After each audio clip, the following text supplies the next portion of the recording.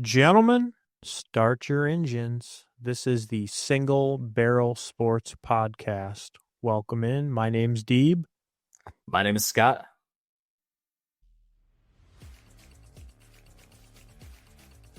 Welcome back to the Single Barrel Sports Podcast. Watch some college football, have a couple beers, a couple bourbons. Nah, you're the GOAT. There's no debating that. Will not be nearly as good as the hype.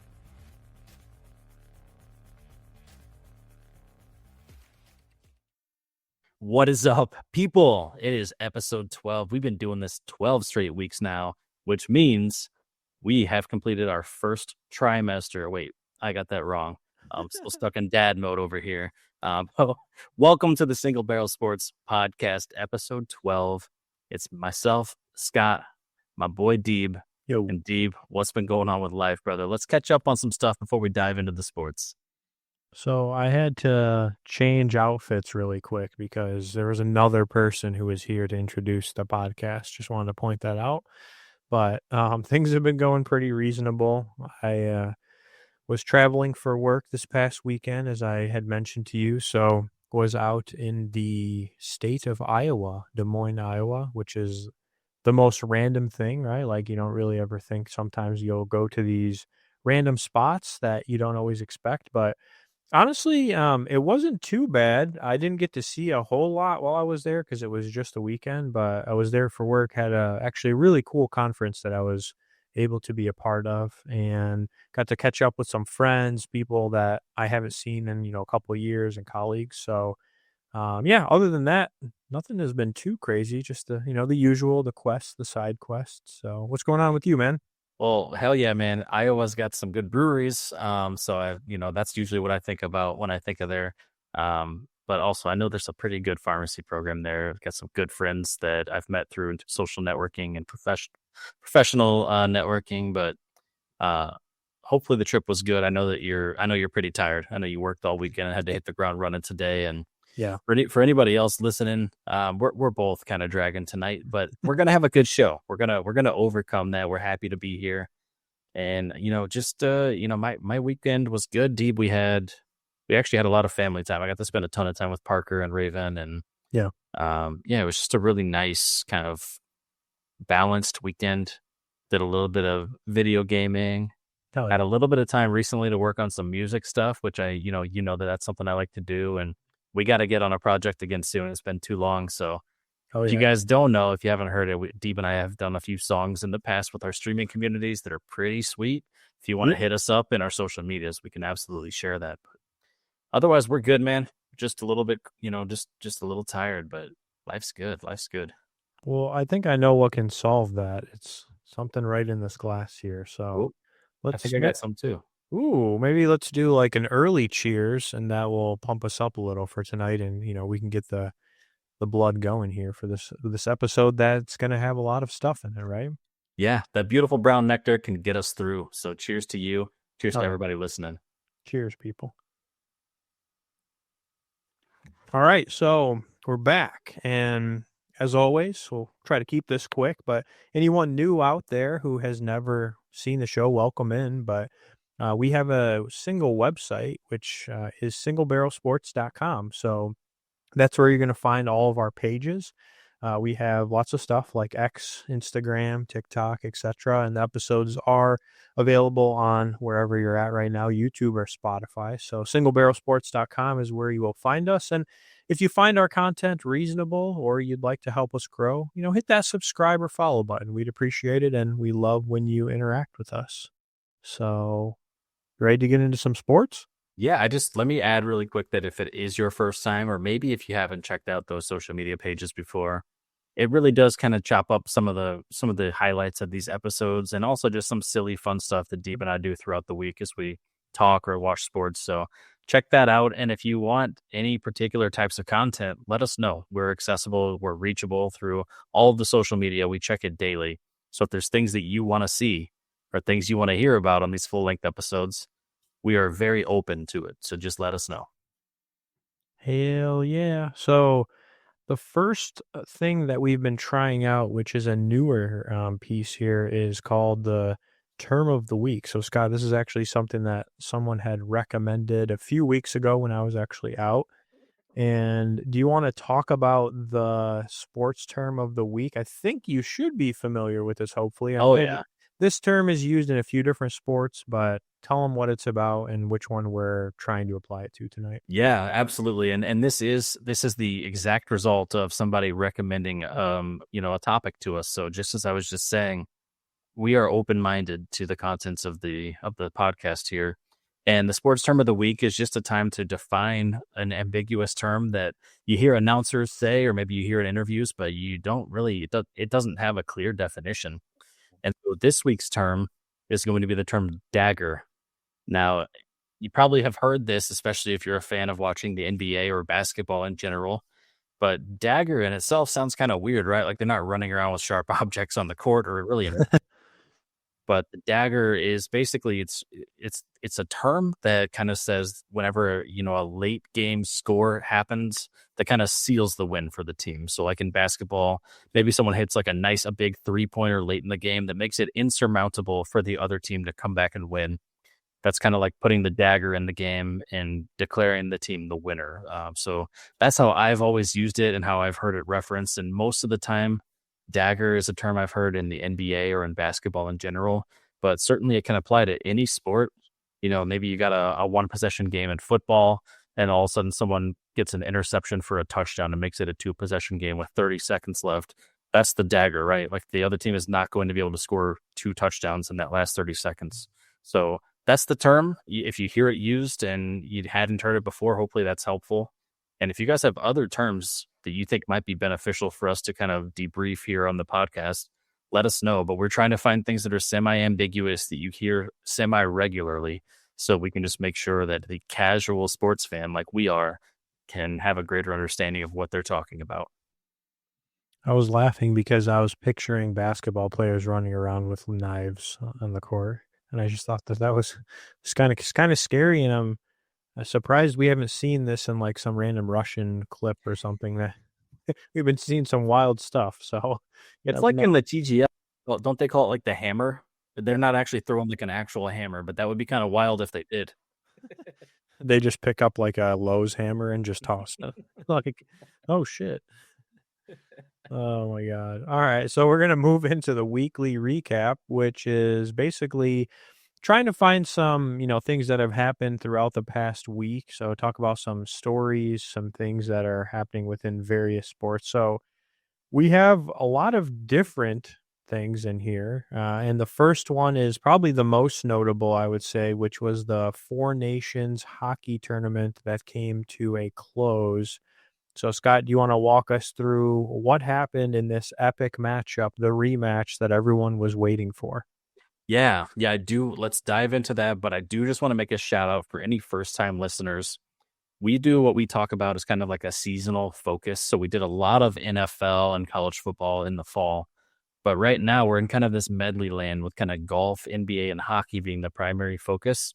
And so in our weekly recap section, you can kind of focus on those things. But we always visit other sports, and you'll hear about that in a segment we called In Other News. But let's bring this back to hockey here. And in a time period where all-star games and all-star formats are genuinely considered kind of boring, the NHL, I think, delivered this year. Instead of having their standard all-star game or all-star break, they actually broke out into a 4-nation round-robin tournament that they called the Four Nations Open Tournament. Yeah. And that was a tournament between Canada, United States, Sweden, and Finland. And so instead of having some weird, boring iteration for an all-star game, they actually decided to have this country, Four Nations tournament where players can play for their home countries. Everyone is proud of that, right? I mean, hockey does it best, where people are so proud of where they're from. And they made this tournament, and it was, I think, just experimental, and it was a huge success by all accounts. Everyone seems to have really enjoyed this. Came down to Canada versus United States in the final, which is a big rivalry, a really fun game for us to watch as we're, bordering countries and we live in one of them. And United States did win 3-1 in the regular round robin portion of the tournament against Canada. So it was a rematch of probably the most entertaining game from the whole tournament. Yep. Now in this game, It didn't go the United States way. They ended up losing in overtime 3-2 to Canada. But about halfway through the second period, I was watching this and I actually turned to Raven, my wife, and I was like, this is exactly how the first game went. Canada scored first. Yeah. Then the United States scored two. So the United States was up 2-1. And I was like, is this literally going to go the exact same way? If you haven't heard, the United States won the first game with an open net goal. So they ended up winning 3-1 at the end. So it was 2-1. And then at the end of the second period, Canada scored a game tying goal. So that clearly debunked my theory. They went into the third period 2-2, no goals in the third. And then they went to overtime where Connor McDavid, or some people call him Connor McJesus, he did his thing. He's the best player in all of hockey. He put Canada on his back 8 minutes and 18 seconds into the overtime. He scored the game-winning goal, making Canada win the fourth consecutive best-on-best international tournament. So props to Canada. Kudos to them. It was a great tournament. I'm curious what your thoughts are on it, Deeb. So, number one, I did not know that they did this in lieu of All-Star Week. I really didn't know that until you just mentioned it. So that's very interesting that this was like a substitute for that. I think that's a really cool idea. And yeah, like you said, it's actually a really interesting because it does get people a lot more involved from these different, obviously it sounds like a lot of the players are from these countries. So that gets them a little bit more involved. Things were more, it sounds like entertaining maybe than some of the all-star related stuff that we've seen in other sports. But yeah, I only really caught some of this while I was playing indoor golf that night. So it was on in the background. And same thing, when I saw Canada score the first goal, I was like, oh man, I wonder if this is headed down that same path, because the scores kept kind of like, they were tied at one point. I was like, well, and then I saw they went into overtime. So I was like, man, this is going to come down to the wire. So, and I'm not as familiar with hockey. So I did not know that Connor McDavid is considered the best player right now. Is that just NHL, or is that just kind of like in the world? I would definitely say in the world. You should just look up some highlights because he can do things that no other player can do. Right now for sure, but even historically, some of the stuff he can do with the puck just looks magical. He's far and above, I think, his peers, and he's always leading. He's always in the lead or near the lead for goals scored and points scored in every single NHL season since he was drafted. I do think another shout out that's worth shouting out, and he's getting his flowers on social media, but Canada, their goaltender was Jordan Binnington, who was a goalie for the Blues. And there were a lot of naysayers because the Blues have been a very average kind of 500 team really this year and last year. But Jordan Binnington, historically in the playoffs, he rises to the occasion. It seems like he's the kind of player that rises to the competition level that he's at. And so he was our goalie when we won the Stanley Cup. And he's had some great playoff performances, but he's been kind of wishy-washy during regular seasons. Well, he rose to this occasion. He put on a masterclass of goaltending. And I think it's pretty safe to say that without some of the saves he made, that they definitely would have lost. But he kept them in the game long enough to make it to overtime, where they did actually overcome the United States this time around. Who does Connor McDavid play for?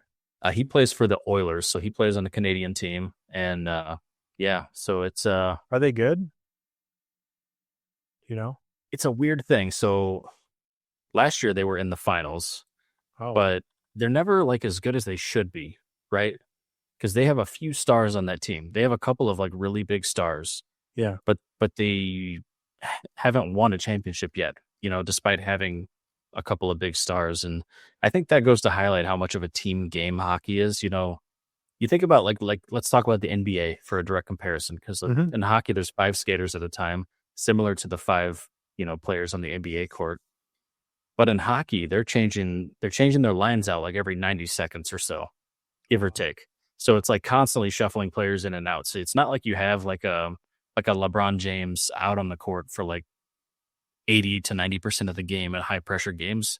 They're still cycling out like every 90 seconds, no matter what, because hockey is just a constant sprint. There's really no rest.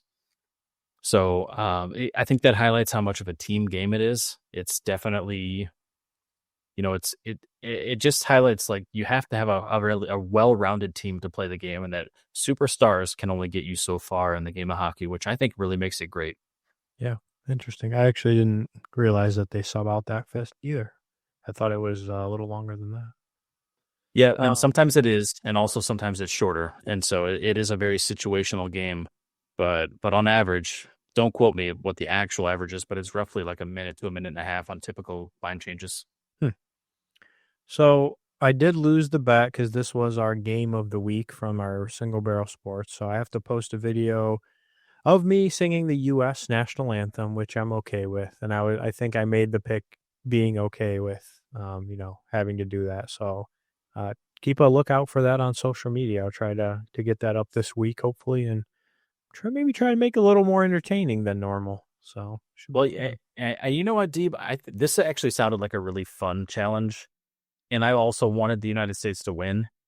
And so even though I won the bet, I think I might join you, and I still might do a rendition of the Canadian national anthem just for fun. So there might be a double feature here where you can do one, and I think I'm going to do the other one just to be a good sport. All right, that sounds fair.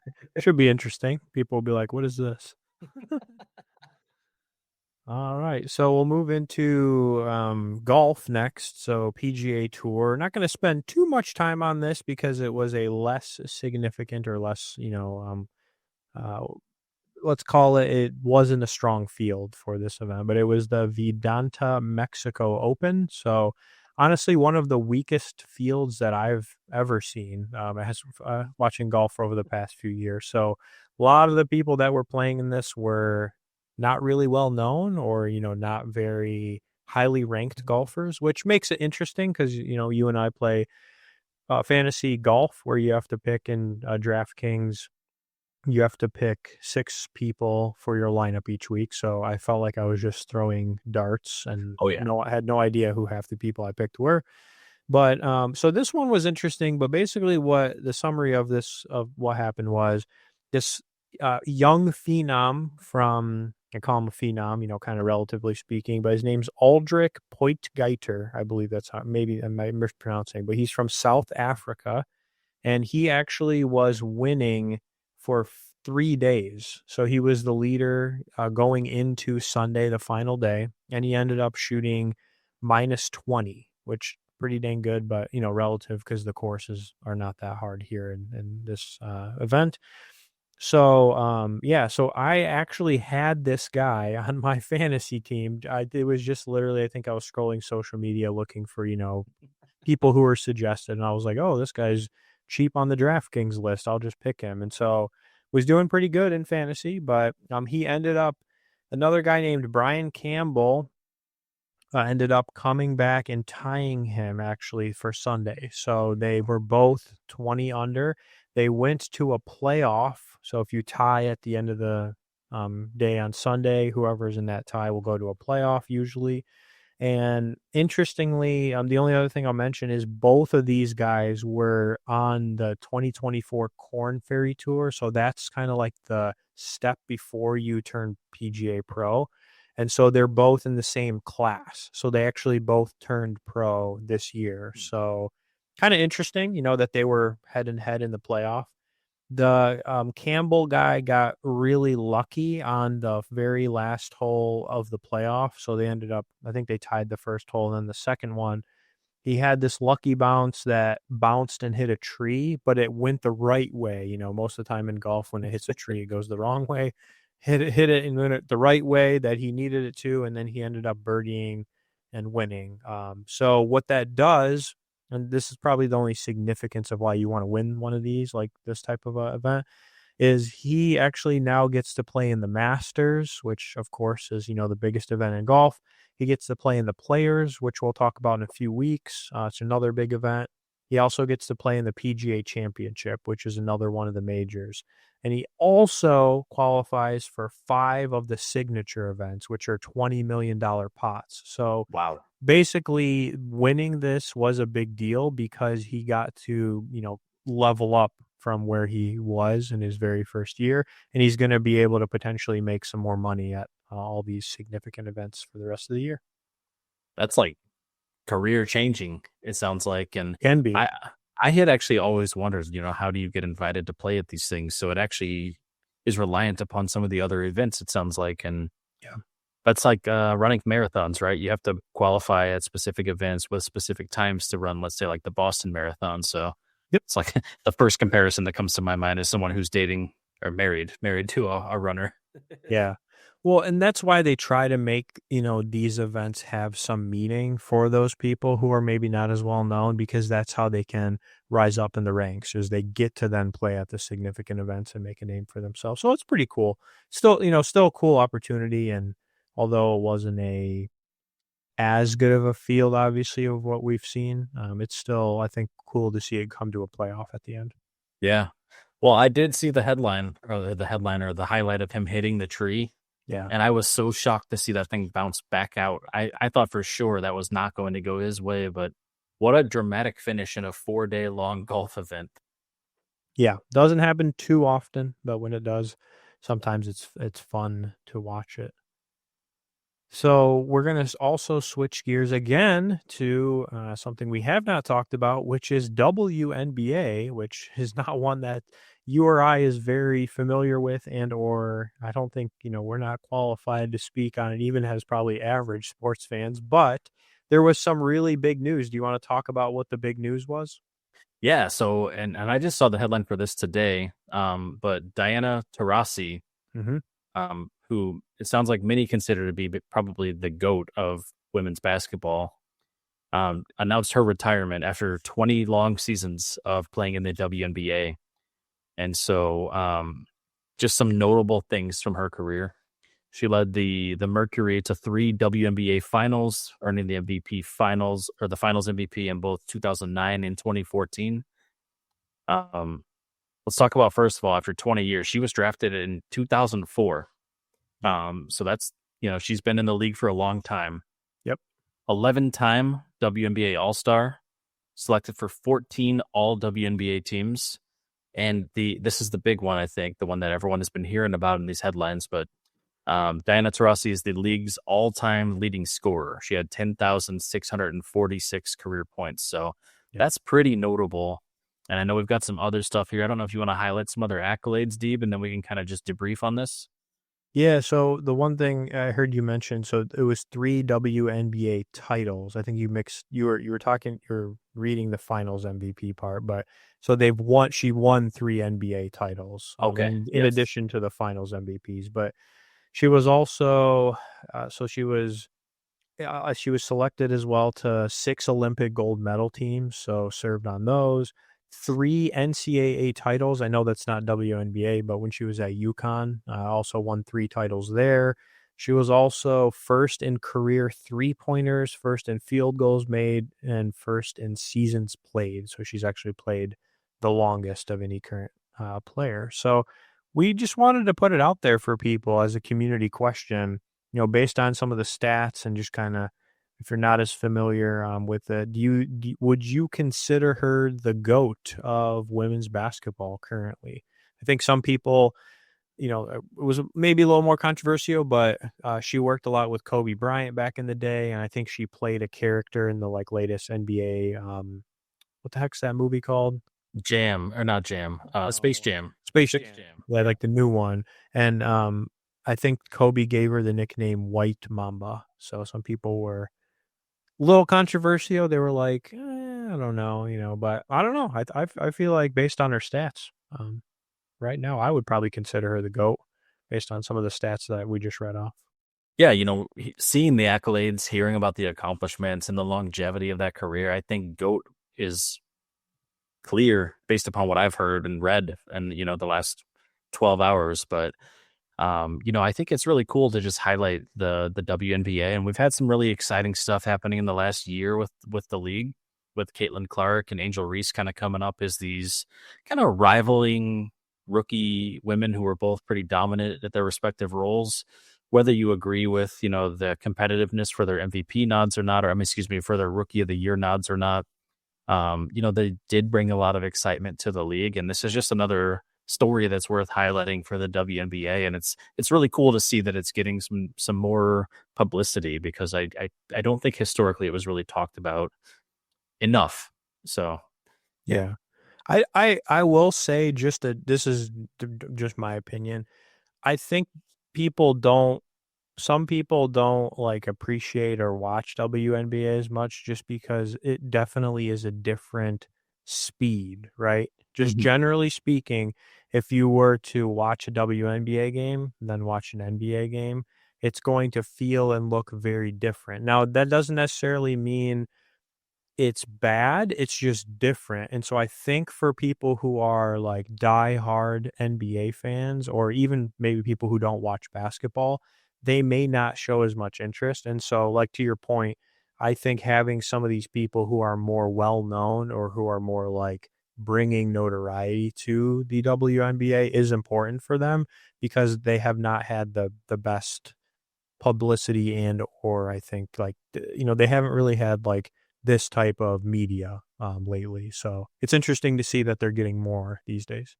Yeah, and you could make the argument Diana Taurasi is a trailblazer for the sport, Yep, and that some of these young, very talented women are maybe going to be following in those footsteps and probably look up to her, I would assume. And so, yeah, it just highlights kind of a sport that we haven't really talked about and yeah, something that is gaining a lot of momentum. They were breaking some records for viewership last year. yep, So I think there will be more to come with stories like this.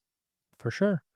So we do have one thing from football because there's definitely lots of stories. We're going to talk a little bit more about some football stories, but um, interestingly, Rob Gronkowski, who's former tight end on the Patriots and the Bucks, there's some rumors out there that he may potentially be considering a return to the NFL, and I think, what was it?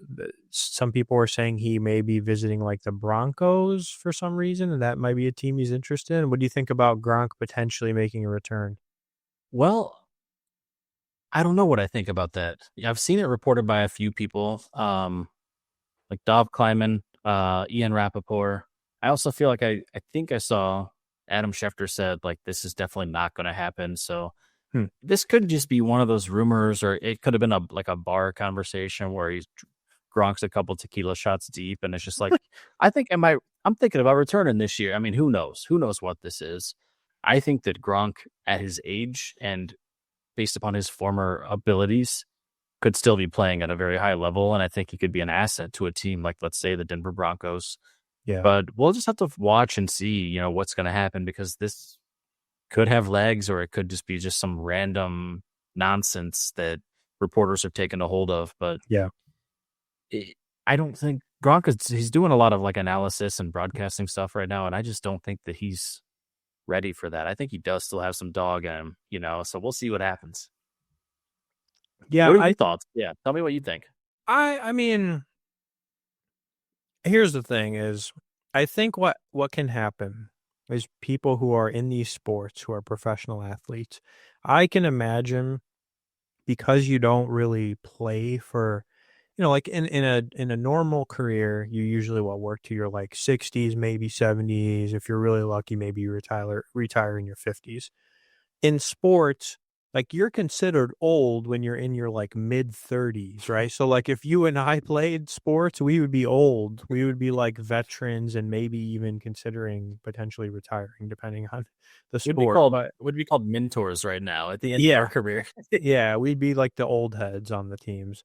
But I have a sense that, like, when these guys retire, especially in football, like, they probably don't really know what to do, and obviously, I know he's been involved in sportscasting and he's been involved in stuff, but I have to imagine if, like, all you've done for most of your life has been this sport, even if it's, like, for 15, 20 years, like, that's probably really hard to walk away from, especially when you're Mhm. still younger, relative to like a career, if you were like in a profession outside of sports. So I don't know, maybe he just has the itch. Maybe like you said, bar conversations. He's like, oh, maybe I need some media, that sort of thing. But I don't think he'll come back. I'll be honest, just based on seeing him in sportscasting and other stuff. But I think this is just a rumor. Yeah, it's tough after a few years out, I think, to return, but I think this gets more to the mentality of a high level competitor, and it's very hard to turn off the brain when the body starts to be kind of on its downhill slope. So Yep. when you play at the level he played at, I cannot imagine how much of a struggle it is to walk away and then to stay away. Yeah. But I would be surprised if he made a return. Yeah, but I'd be curious if anyone out there is listening to this part. What are your thoughts? Do you think Gronk will return for another season, or do you think he's done, or he's going to continue to be done? Let us know. Yeah. So, the last one we had was a pretty significant injury. You know, we've talked about this player a lot from the NBA. Do you want to tell them about this injury that was not too long ago? Yeah, we talk a lot about Wimby this season and just some of the statistics he's had in the early part of his career and how really phenomenal he is as a young player in the NBA. And he's on track to do some pretty amazing things. He's had some highlight plays already this year, and it was kind of a shock to me. Whenever I saw the headline last week that he is out for the season, that he's sidelined, and that made me wonder, what happened. Yeah. He has a blood clot in his shoulder, so kind of a freak occurrence. You don't really hear about athletes, especially young athletes, getting blood clots very often. But he is going to be out for the duration of the year. It's unfortunate. I hope that, and I think I can say we hope that he heals quickly and has a full recovery and no complications with that. But he's on the shelf for now, and it's just a shame to see a player of that caliber that, again, like we just said, to not be able to play when you're that competitive. Yeah, and I don't get me wrong, I'm not downplaying because blood clots can be very serious, but I'm just glad too that it's not like he didn't break his arm or leg or something that's, maybe career ending. So hopefully if, gets good right medical treatment, things go right, he can get past this and then he'll be back to being an alien in the NBA. So, all right. Well, believe it or not, we are at the halftime pour, which is basically our way of showing you a bourbon that we have selected to drink tonight. So, of course, we have the name Single Barrel in our podcast name. And so, as you can see, there's some bourbon bottles in our virtual bar back here. So, we're going to tell you what we chose for the night and why. We're going to pour a little bit in here, take a sip, do some cheers, and we're also going to do a question of the night. So, Scott, you want to tell people what you're drinking tonight? Yeah, I sure will. And this is one I've done before on the podcast. I have a pretty small collection right now, but it's humble and it's mighty. This is the Yellowstone Special Finishes collection. It's the toasted finish. And we're drinking this one again tonight just because I really do. It's grown on me a lot. I like the way that it tastes. And the toasted finish is nice. It does kind of set it apart a little bit from just the regular Yellowstone.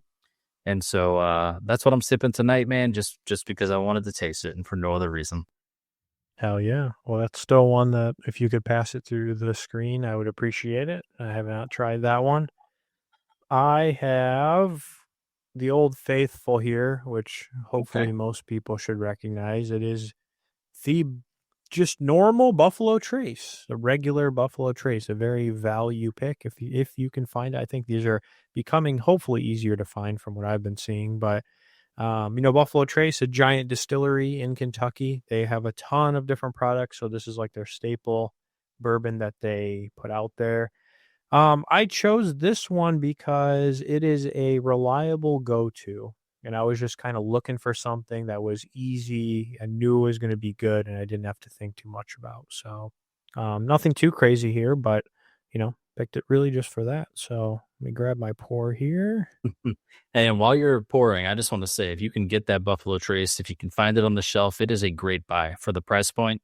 You'll never regret that one. It's Ooh. fantastic and it's not expensive. Yeah. All right. And we have a question of the night. You want to ask the question of the night today?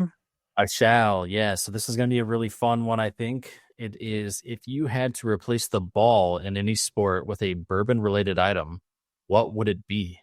And I'll let you kick it off. Ooh.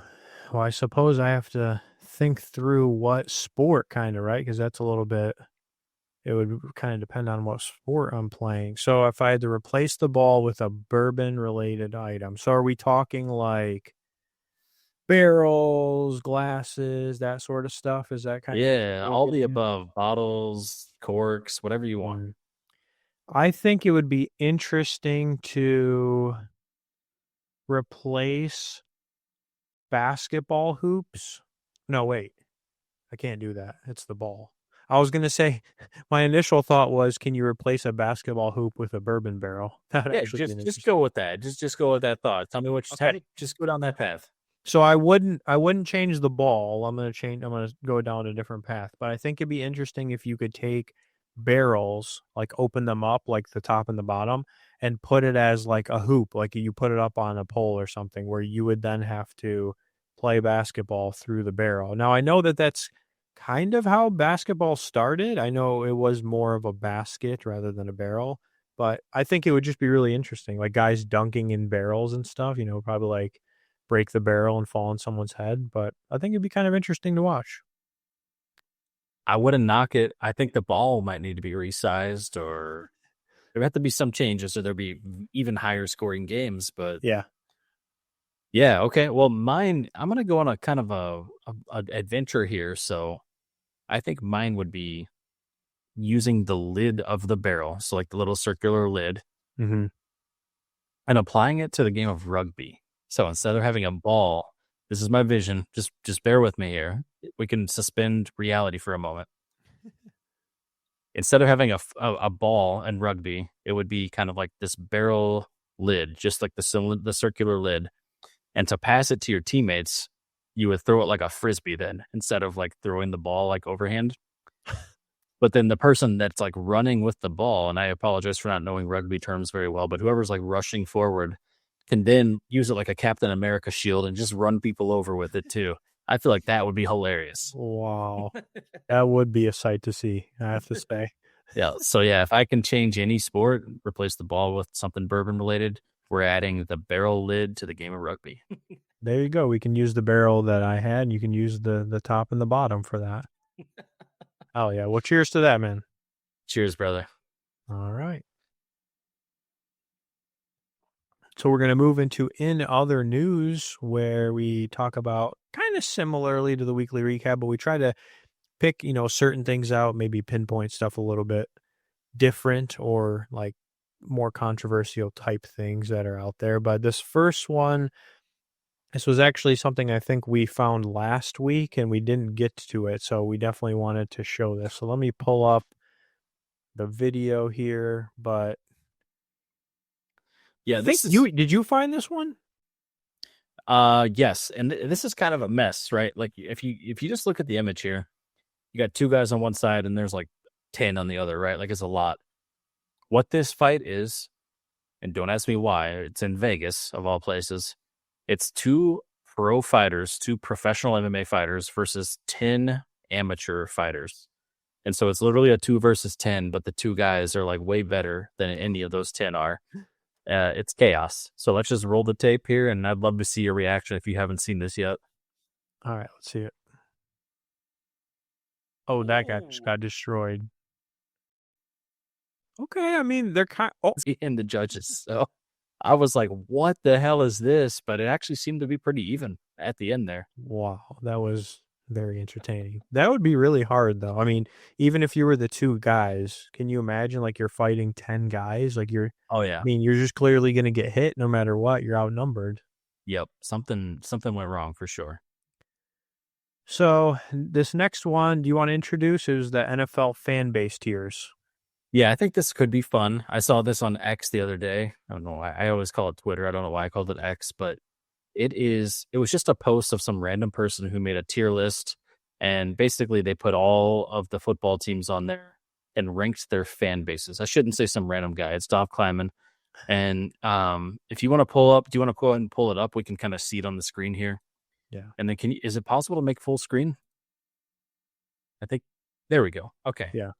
So basically, you can see the screen here, right? But they've listed all NFL fan bases based upon the best fans, great fans, okay fans, insufferable, and then the non-existent fans. So I don't know. Did you have any initial reactions seeing this, Steve? I don't know if you've had a chance to like look at this at all yet or not. Yeah, so I was reading the comments first and foremost. So I definitely, if you're out there and you see this, or you can go look this up if you'd like to read them. But one of them was interesting. I think it was this. You can actually see this on the screen right here by Troy something. He said Lions are not a top fan base. We didn't even know they had fans until 3 years ago. I have only met one fan before 3 years ago. So, okay. So it's the two teams that stuck out to me were Lions and Browns, and kind of some of its geography, but Lions fans have always existed. They just had nothing positive to root for. So I don't think that they're like I wouldn't put them in non-existent here, obviously. I think that the actual fans they classified them, and I probably have a bias, but in the best fans category because Lions fans are very, very loyal and very, very passionate, and they're generally speaking, they travel with the team and that sort of thing. But I agree that they may have been more non-existent, when the Lions were not doing well. And it's the same thing with the Browns. Interestingly, they had them here as great fans, which I think, again, they're passionate, they show up, but you might be able to maybe say that, Browns fans are maybe in the non-existent. I mean, I don't want to call them non-existent, so maybe I back that up. They're not non-existent, but they just don't really have much to root for based on how their team usually performs. So those were the two that stuck out to me. And then the other one that stuck out was I thought it was interesting that the Raiders were in the okay fans. I feel like the Raiders, I would probably put them in either insufferable or great fans. I don't know which one, but I feel like maybe they would be an insufferable because I feel like those people are really, really passionate. They're kind of like they remind me of like the Eagles and maybe even the Chiefs fan base. So those are the ones that stuck out to me. What about you?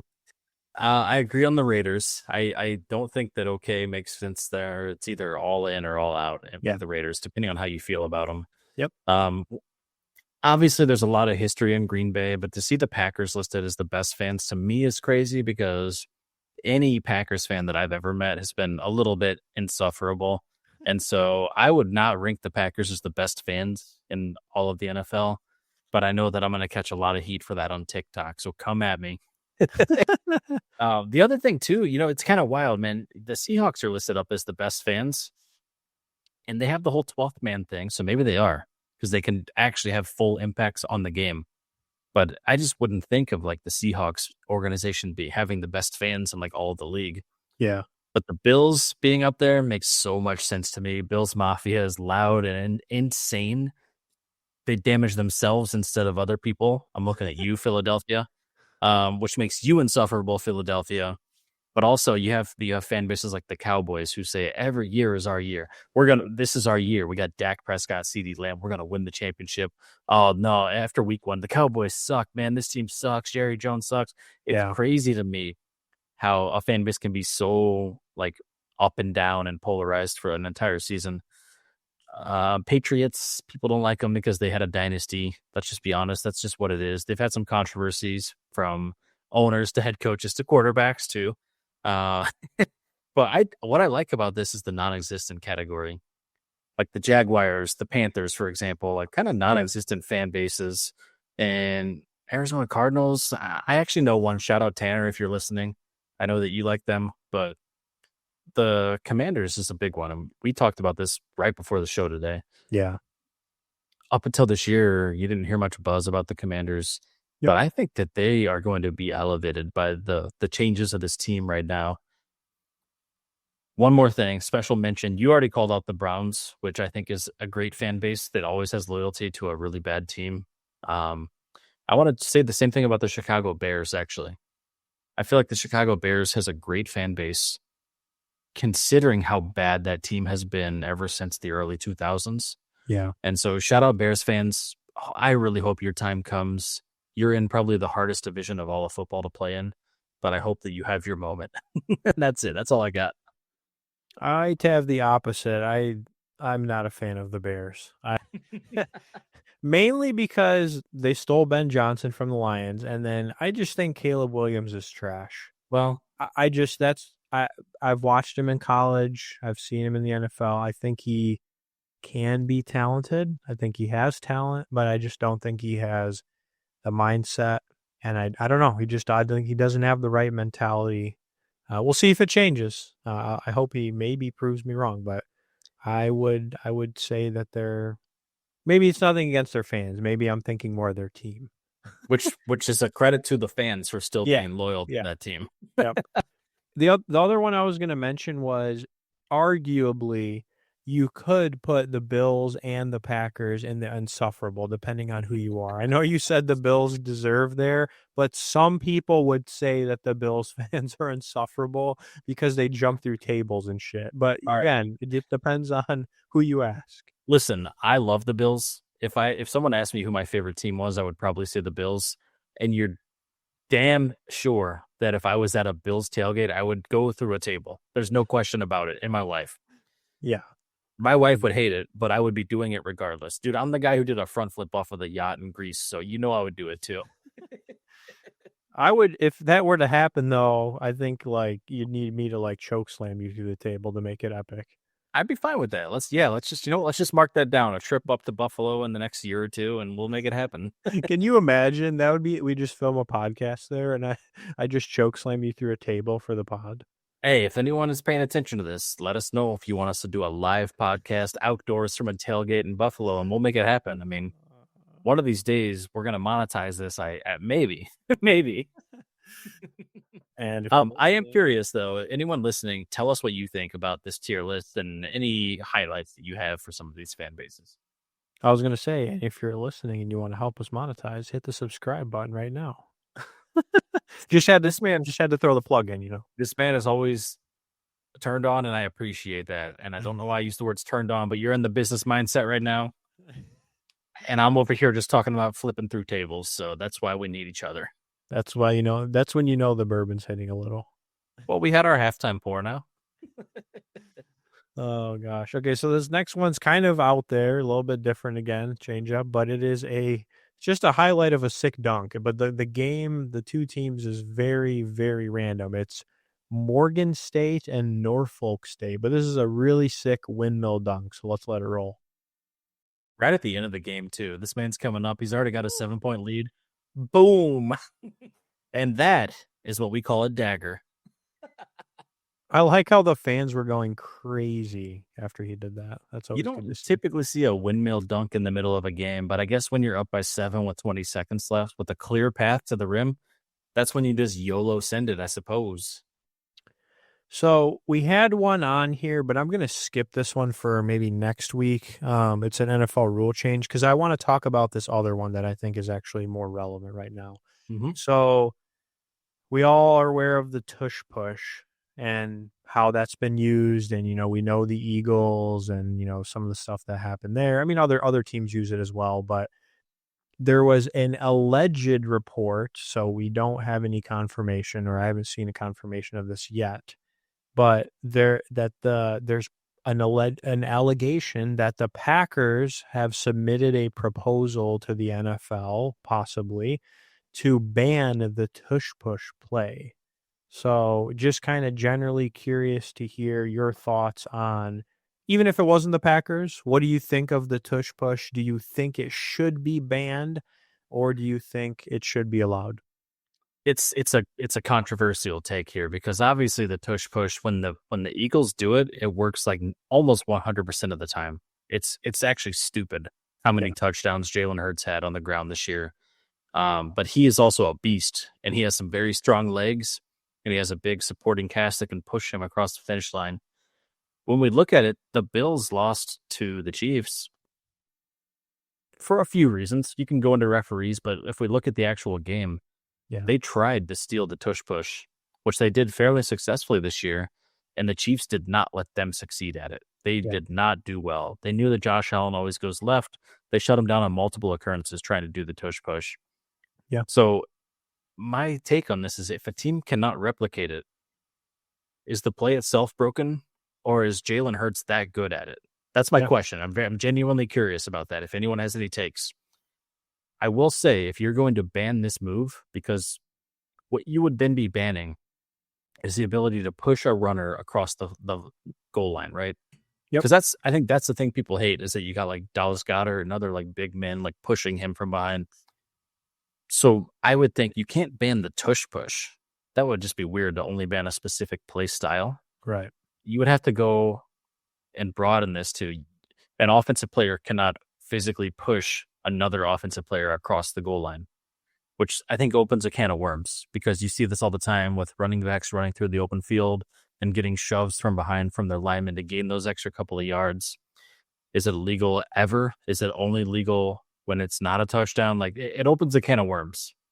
Yeah. My take on this is until other teams can replicate it and do it with the same success, leave it the hell alone and just let Jalen Hurts have his time to shine because he does it better than anybody does it. Yeah. Good take. What about you? I'm really curious what you think. This is what I have to say about this. The people who are trying to ban this, let them push the tush, guys. Let them push the tush. You guys are trying to ban something in a physical sport. Like, how much less physical can we make this game? We've seen teams stop it, like you mentioned. We've seen teams implement it successfully. Hey, maybe get some, bigger guys, put them in a certain spot. I mean, it's part of the game. Let's stop trying to make it less physical and just let the guys play. So these are my Joker glasses for this one. Let them push the tush. Spend the offseason coming up with short yardage defensive schemes that can stop this. Exactly. And don't do what the Commanders did. You don't have to just jump over the line of scrimmage repeatedly and get threatened to be given a score. Yeah. Yeah, don't do that. Although I did like the spirit of that. Yeah. I mean, they were trying. Next one we'll talk about, we don't have to spend too much time on this, but just because I know it's happening right now, is TGL, so the indoor golf league that the PGA Tour started. So the playoffs are coming up, so they don't have a very long season. This is the first time they're ever running this, but basically the headline was that the two teams, one team that Tiger's on, which is the Jupiter Club, and then the other team that Rory's on, which the names I'm blanking on, but they're in Boston. They right now, if they lose their matches, they will miss the first ever playoffs. And just a little bit of reason why that's important is because Tiger and Rory are like the guys that helped start this whole thing. So it's kind of interesting that the teams that they are both on potentially could both miss the playoffs. So I don't know. I mean, I know maybe the match might be over by the time we're done recording here. We're kind of curious to see what happens, but what do you think? Do you think it's detrimental or anything like that if both their teams miss, or do you think it's kind of just like, hey, that's part of the sport? I don't think it's detrimental to the TGL in the integrity of the sport. Yeah. For the ratings of the game, it does feel a little bit weird to potentially not have Tiger in the finals. But I mean, that's competition, you know? You don't always have the best teams in the finals every year. All you got to do is lose one game. Lose the wrong game, and you're not in the finals. At the end of the day, TGL is fun. It's like a very fun thing to watch. If you guys have not watched TGL, check it out. I hate that it's on Tuesday nights. I will say that. It's a really weird night. Well, yeah, it's when we record, and it's also just a weird night to watch sports. I feel like the best sports tend to happen from like Thursday through Monday. And at least that's just my experience of watching sports. But I will say, if you have time to watch it, it is very entertaining. It's a really cool take on golf that's a lot different than what you are traditionally used to. And I've enjoyed it so much as someone who has not historically watched a lot of golf. So I hope that it continues. I think it's been a lot of fun. I can give you a live update. Yeah. Because I think Jupiter's playing. Yeah, so Boston Common Golf lost last night to Atlanta. Okay. So Rory's out. Yeah. Jupiter is they're on hole 12, and they are losing 5-2 right now to the Bay Golf Club. So wow, that's close. Yeah, they have a chance. One hammer throw can get that within one hole. Hammer throws are worth 2 points, right? It can make it up to 3 because remember they changed the hammer rule. Throw it, yeah. Yeah. So yeah, I mean, there's a possibility that they could pull it out or even tie. I don't know how they handle ties though, but yeah. Well, I think that's a good question because you can't just exchange the hammer then, which is No. what they used to do before the rule change. Yeah. Well, we'll have to follow along and see. I'm not really sure.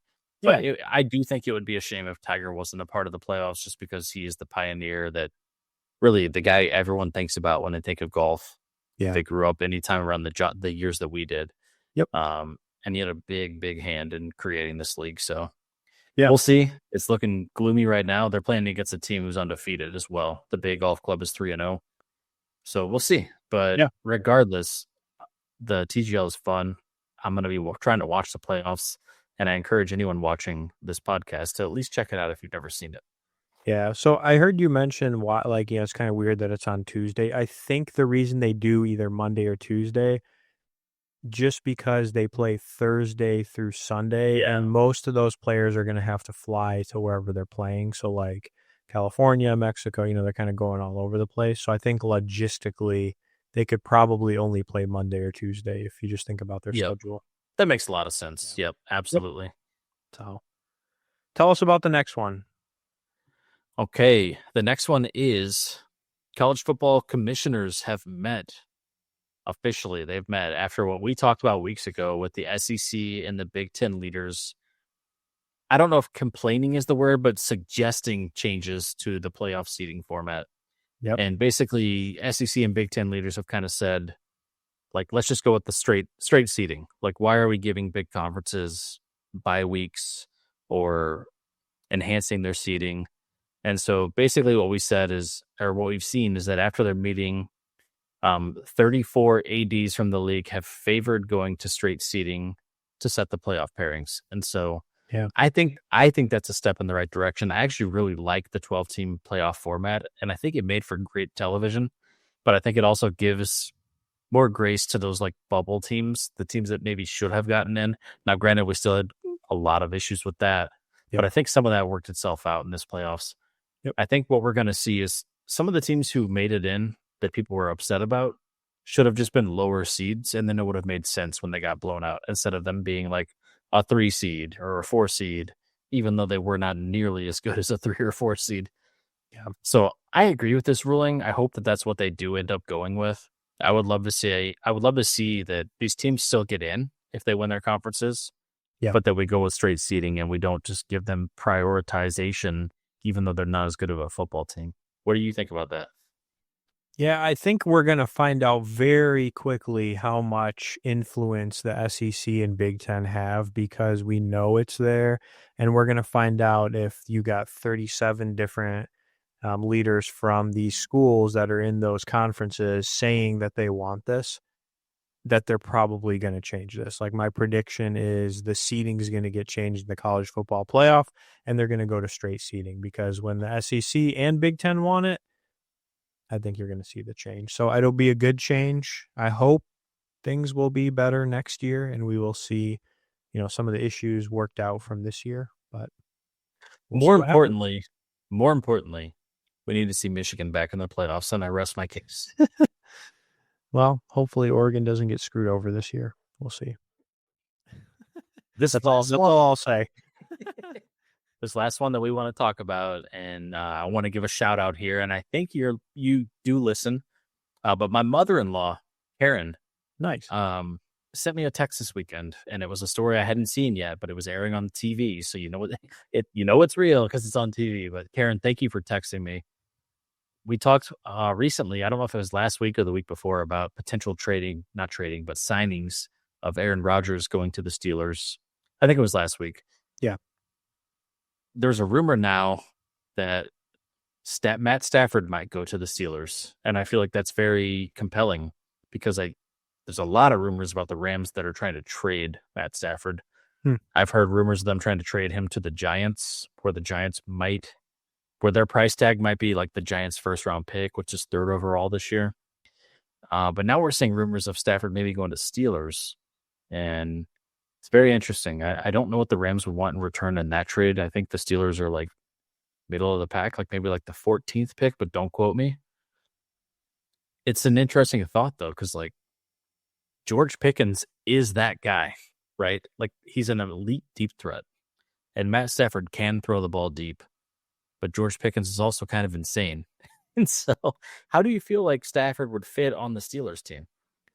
So I looked it up. So the Steelers, it says, have the number 21 overall pick this year. Oh, So that's way worse than I thought. Okay. I mean, could they still get a quarterback with, the amount of reasonable quarterbacks this year? Probably. I mean, I'm talking about the Rams if they were to trade for the pick or try to move up or whatever it is, like get another pick out of it. But I don't know. I mean, it just seems like the Steelers are really struggling because they've gone through a good number of quarterbacks ever since Ben Roethlisberger, retired. Obviously, he was the long-standing quarterback there. So Mm.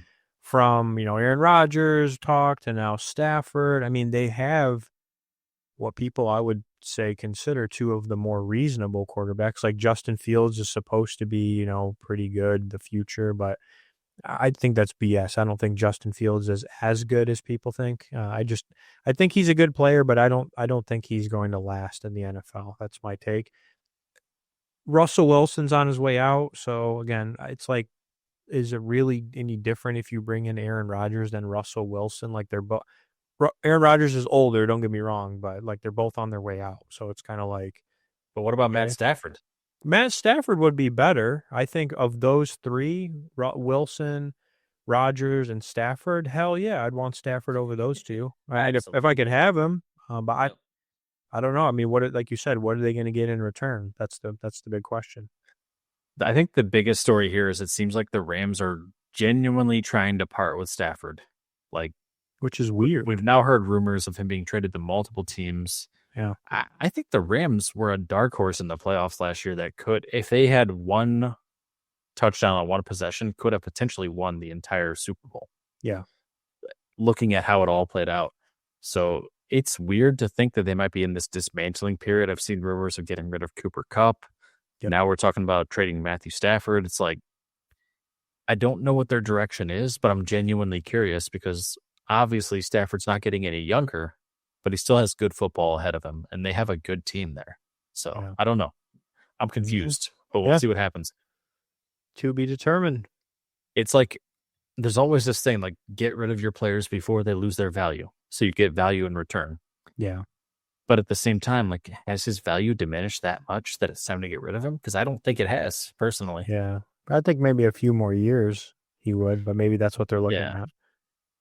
They're just going to pack it in. I mean, their team is so good still. I don't know. It just feels weird to pack it in for the next year or two.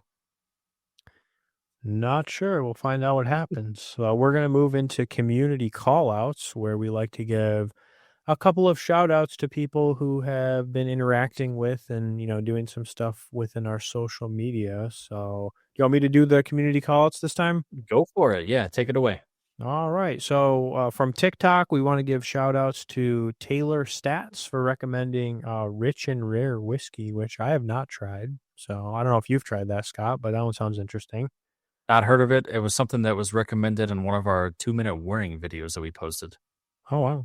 Well, yeah. Thank you, Taylor. Colin Lehman for living for bottom shelf liquor. Where did that come from? That was on one of our 2-minute warning questions as well. Okay.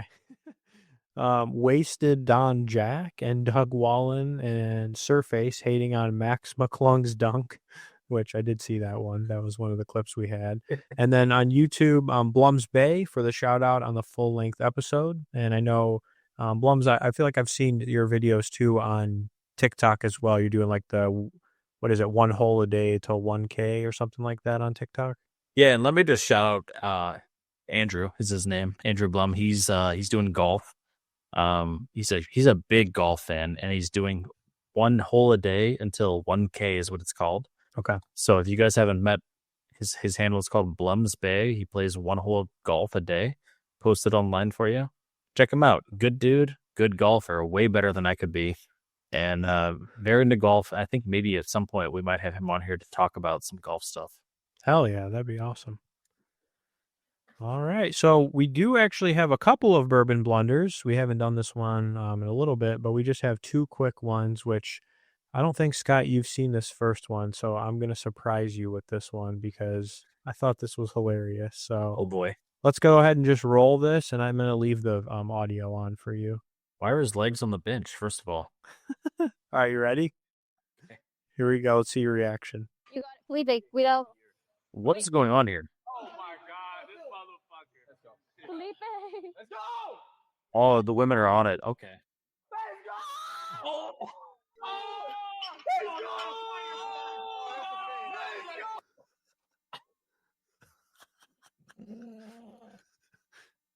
I did not expect. That's all I need to show. Did not expect. What was that? I don't know. I didn't really have to do much with sports other than bench pressing. The guy did a good job of still not dropping the bar, but what was that? I don't know. I just saw it, and I was like, I have to show this Oh my! for comedic relief. But I'll show the one that I think you put on here. Which was just. I'm dead, bro. Dead. Dude, that would be so disgusting. That'd be so disgusting if that just happened to you. Could you imagine? I was not expecting that. I don't know how he didn't drop the bar, to your point, because, like, dude, just imagine that happening. I'd be like, what the? I'll just start screening your videos. I did not expect that, bro. All right, you can talk about this one, which is a Joel Embiid play, right? Yeah, just to recover from that. If you're listening via audio, please watch. Please go to YouTube or Spotify and just watch the video of what just happened. I can't recover from that. Yeah. Okay.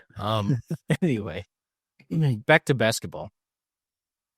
This is just a Joel Embiid highlight here at the end of the third quarter. Third quarter. Check this out. Boom. All right. Wide open three. Here's Joel. Oh.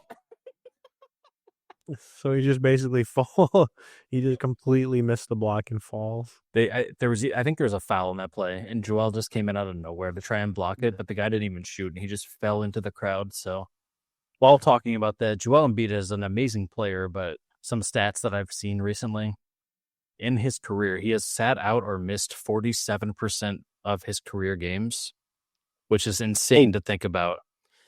He's missed 400 games out of 846. Wow. Yeah. So as good as he is, that's a liability for an NBA team to take on.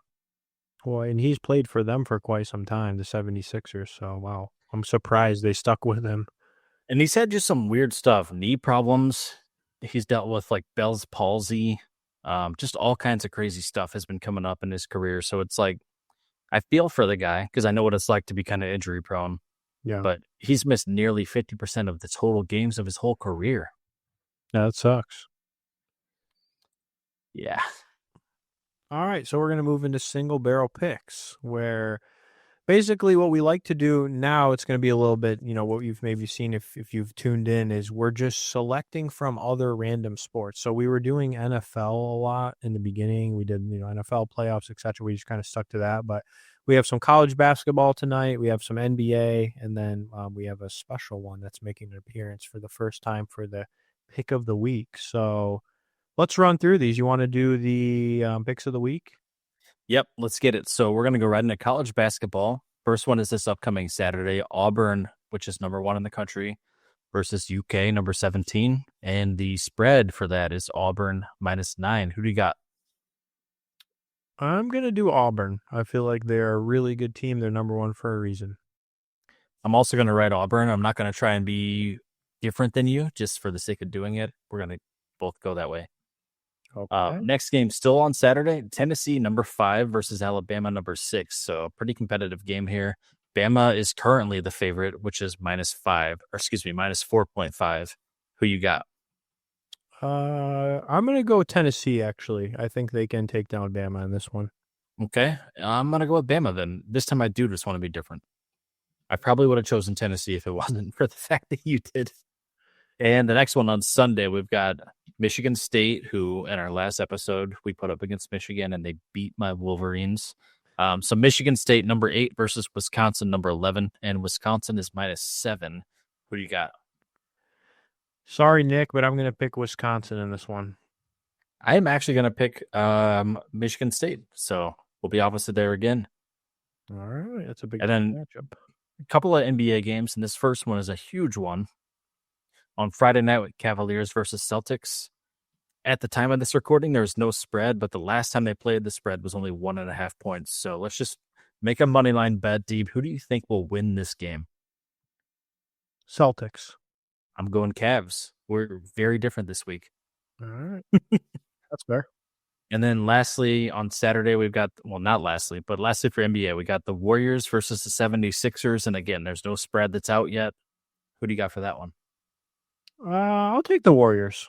I'm going to do the same. I'll do Warriors too. Cool. And then we have our pick of the week, which is? Our pick of the week is a UFC event this upcoming Saturday. It's a flyweight headliner, which is really the most competitive match of the evening. It's the number 6 Manel Kape versus number 8, and I apologize if I butcher this, but it's Asu Almabayev. We've got a couple of people here that are not super household names, but number 6 versus number 8, and that's nothing to scratch at here. Kape is minus 230, and Almabayev is plus 190 as the time of the recording here.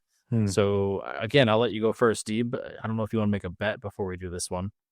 So since this one's UFC and we've done some videos, let's do the loser has to do a Photoshop picture of themselves either getting KO'd or tapped out by the person who wins the fight. All right, bet. That's and then and you got to post on social media. Okay. And just as we have all night, I'll let you pick first. No, I'll let you pick first because I think I've picked the game of the week first a few times. So you can get first dibs. I'm going to go with Manel Kape then. I think this is actually a very competitive fight. I don't know if people are familiar with betting odds with UFC, but usually it's a little bit larger of a spread for the moneyline bets. So this could go either way, but I'm going to go with Kape. All right, I guess I'm stuck with Asu, my boy from Kazakhstan. Let's go. Here we go. Good luck to you. I'm really looking forward to watching you get knocked out in one of your photoshopped photos. All right, we'll see what happens. Let's go. And then, the other thing I was going to mention in here was our records. So we reset our records. We keep track of our records of our picks. So we're starting out 500 each. 3-3 is what we went last week. So obviously this is going to be a little more challenging, I think, than just picking straight NFL games and, going by money lines in NFL. But now since we're spanning multi-sports and multi-different leagues, I think our real average sports betting is going to come out. Absolutely. We'll see. Yeah, I feel very confident in football I think we have demonstrated. 500's okay for other sports. We'll keep pushing. Yeah. We're just getting started. We'll see where we end up. So we're going to move into the 2-minute warning, which is a fun segment where we get to put up a clock, 2 minutes, and then we go back and forth rapid fire, just like you would in a real 2-minute warning in football, where you just go back and forth and ask each other some entertaining questions. So we're going to go ahead and get into the questions. So Scott, you want to ask the first question? Yeah, I sure can here. Let me just pull up our questions and start the timer. Would you rather coach a team of drunk professional athletes or a team of stone cold sober middle schoolers? Middle schoolers all day because I'm not dealing with that drunk BS. Okay. Would you rather have a football field covered in bourbon barrels or a basketball court coated in spilled whiskey? Ooh. Nah, I like wide open spaces in football, so give me the basketball court coated in spilled whiskey, and I hope I don't slip. Would you rather drink a shot of bourbon? Would you rather drink a shot of bottom shelf bourbon every time your team loses, or take a full barrel proof pour every time they win? Oh, full barrel proof pour every time they win because easy. Yeah, those are good. Hell yeah. Would you rather have to call a full NFL game with a Glencairn glass, which is one of these, duct taped to your hand, or play in the game with a whiskey barrel strapped to your back? Bro, I'm too old to have a whiskey barrel on my back, and plus the Glencairn glass can be filled with bourbon, so give me that. Would you rather have your favorite team win a championship, but you can only celebrate with whiskey, or they never win again, but you drink Pappy for free forever? Oh my God. That one's so tough. I mean, I'm living the second one, but it's not free. I would say the first one. Oh, dude, Championship. I think I would actually sell my soul for the Pappy Van Winkle. I can't. Would you rather have to wear a bourbon-soaked jersey for an entire season or drink a cocktail made with ice from a Zamboni? I think I'd go with the ice from the Zamboni. That's not that bad. Ooh, all right. All right, last one. Would you rather do a whiskey shot before every golf swing or take a full pour every time you hit a bunker? Full pour because I don't go in the bunkers as often. A humble brag, a humble brag. Well, depends on the day, but I could be pretty messed up if depending on where we're playing. All right, well, that is our 2-minute warning.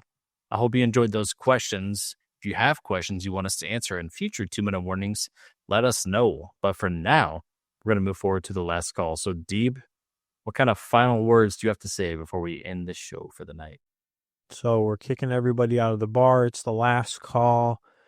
What I want to say is, I was kind of thinking about this, and I know we talked a little bit about this before we started recording, but man, 12 weeks, it's like to do anything, generally speaking, for 12 weeks is interesting and crazy, honestly. It makes it a habit, right? Yeah. It makes it a habit.